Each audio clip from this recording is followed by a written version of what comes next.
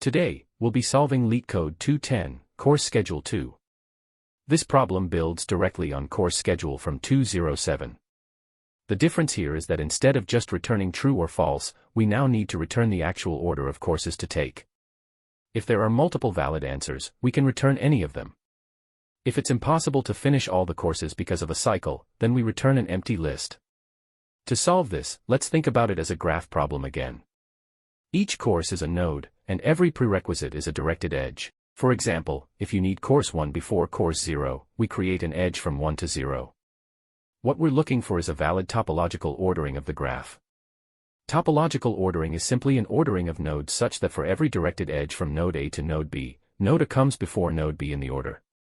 We can achieve this using Kahn's algorithm, which is a breadth-first search-based approach for topological sorting. Let's carefully walk through the steps. First, we calculate the int_gr for each course.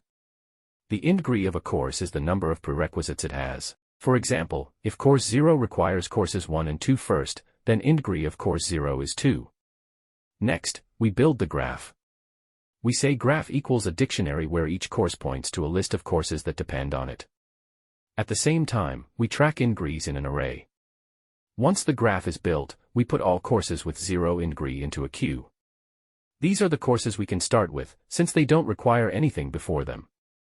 Then we create an empty list called order, which will store the final ordering of courses. Now, while the queue is not empty, we remove a course from the queue and add it into our order list because we've now scheduled this course. For each neighbor of this course, which represents courses that depend on it, we reduce their int_gr by 1. If any neighbor's int_gr becomes 0, that means it's ready to be taken, so we add it into the queue.